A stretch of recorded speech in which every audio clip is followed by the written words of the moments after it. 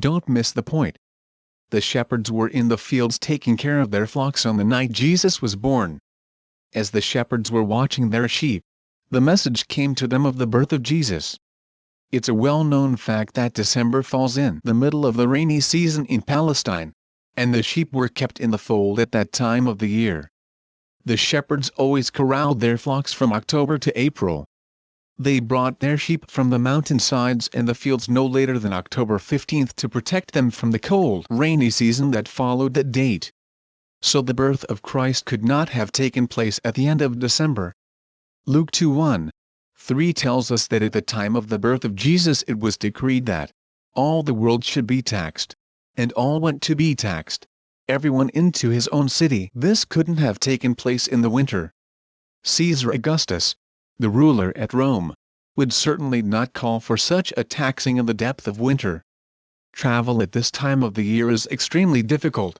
Hence, it would be virtually impossible for everyone to comply with the decree if it had been given then.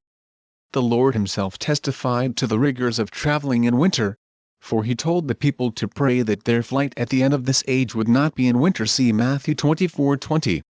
No one knows the exact day when Jesus was born, but in all probability he was born sometime during the first part of October.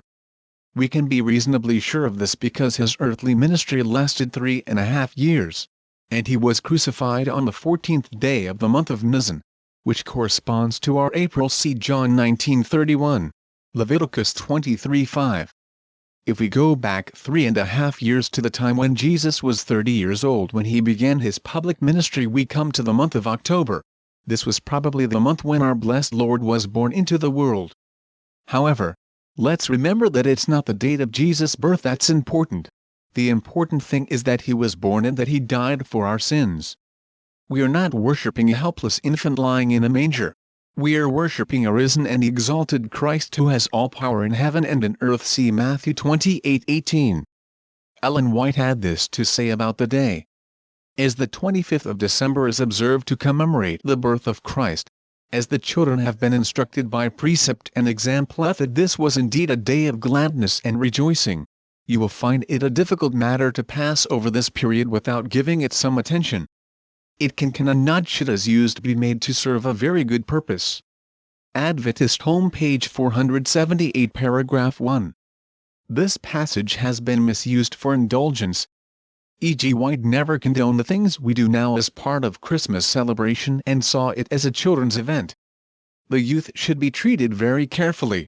They should not be left on Christmas to find their own amusement in vanity and pleasure-seeking, in amusements which will be detrimental to their spirituality.